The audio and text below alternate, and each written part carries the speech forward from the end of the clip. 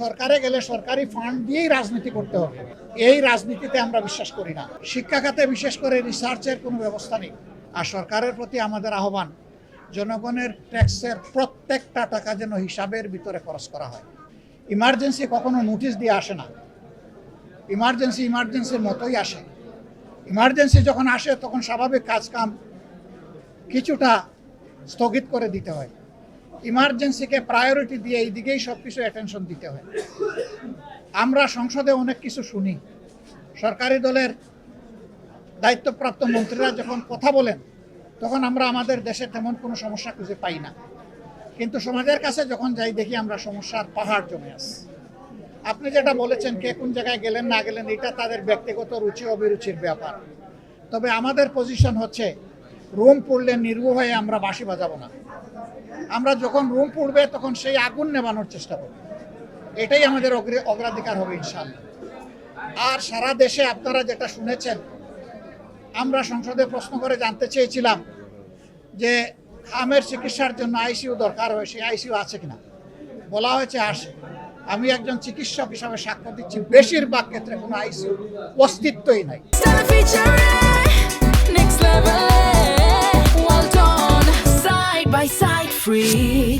ICU maintain করতে হলে আগে ICU resource person trend up করতে হবে, যাদেরকে ক্রিটিক্যাল কেয়ার স্পেশালিস্ট বলা হয়।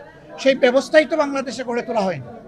এইটা একই সাথে গড়ে তুলতে হবে এবং এই নিডও ফুলফিল করতে হবে। এই ধরনের অনেক কিছুই বাস্তবে নাই, কেতাবে আছে, খাতায় আছে। আমরা চাই খাতায় যেটা আছে বাস্তবের জন্য সেটা প্রতিফলিত হয়। এই স্বাস্থ্যকে লুটপাট করে একদিকে খাওয়া হয়েছে, আবার সরকারগুলো এটাকে যথাযথ গুরুত্ব দেয়নি। জিডিপির কত % বরাদ্দ এখানে ছিল আমরা সবাই জানি, অথচ একটা দেশের দুইটা কাজ সবচেয়ে বেশি প্রাধান্য পাওয়ার কথা। একটি হচ্ছে শিক্ষা, দ্বিতীয়টি হচ্ছে স্বাস্থ্য। এই দুই খাতেই আমাদের উপেক্ষা এবং বঞ্চনা। শিক্ষা খাতে বিশেষ করে রিসার্চের কোনো ব্যবস্থা নেই। আমাদের দেশে অনেকগুলা মেডিকেল বিশ্ববিদ্যালয় হয়ে গেছে, সেখানেও রিসার্চের কোনো ব্যবস্থা নেই। পাবলিক বিশ্ববিদ্যালয়, ফকিরের ভিক্ষা দেওয়া হয় সেখানে, রিসার্চের জন্য পর্যাপ্ত ফান্ড। বিশ্ববিদ্যালয় মানেই হচ্ছে এটা রিসার্চ বেজ একটা প্রতিষ্ঠান, কিন্তু সেটাই নাই। তো আমরা এই সবগুলা দেখলাম। আমরা হামের ওয়ার্ড এবং আইসিইউ ছাড়াও আরও কিছু ওয়ার্ড আমরা পরিদর্শন করেছি। তারা তাদের সামর্থ্যের ভিতরে সর্বোচ্চটা দেওয়ার চেষ্টা করছেন, কিন্তু সামর্থ্যের সীমাবদ্ধতা আছে। আমরা এই ব্যাপারে কথা বলবো, কাজ করবো ইনশাআল্লাহ।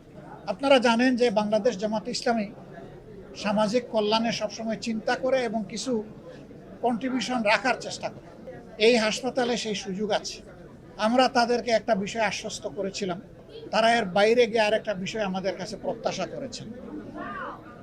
এখানে ব্রঙ্কোস্কোপির জন্য ব্রঙ্কোস্কোপ নাই, অথচ ম্যাক্সিমাম শিশু আছে এই সমস্যা নিয়ে। তারা এইটুকু আমাদের কাছে প্রত্যাশা করেন।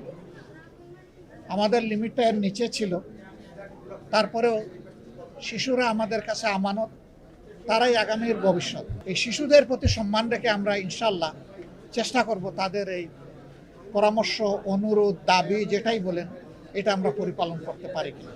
এবং আমরা আশা করব, শুধু আমরা না, যারা এই রাজনীতির ময়দানে আছেন, রাজনীতি কার জন্য? রাজনীতি মানুষের জন্য, দেশের জন্য, সমাজের জন্য, কল্যাণের জন্য। সেখানে শুধু সরকারে গেলে সরকারি ফান্ড দিয়েই রাজনীতি করতে হবে, এই রাজনীতিতে আমরা বিশ্বাস করি না। বরঞ্চ নিজের পকেটের পয়সা দিয়েও জনগণের কল্যাণে প্রমাণ করতে হবে যে না, আমরা জনগণের কল্যাণ চাই। আমরা এই কাজ আমাদের সামর্থ্যের ভিতরে করার চেষ্টা করি, এখানেও আমরা শরীক থাকতে চাই। এবং তারা আমাদের এই অফারকে সানন্দে গ্রহণ করেছে, এই জন্য তাদেরকেও ধন্যবাদ জানাই। তারা গ্রহণ না করলে পারতেন। আমরা এর মধ্য দিয়ে অন্যান্য দলকে অনুরোধ করবো, আসেন, দেখেন, সবাই শেয়ার। আর সরকারের প্রতি আমাদের আহ্বান, জনগণের ট্যাক্সের প্রত্যেকটা টাকা যেন হিসাবের ভিতরে খরচ করা হয়।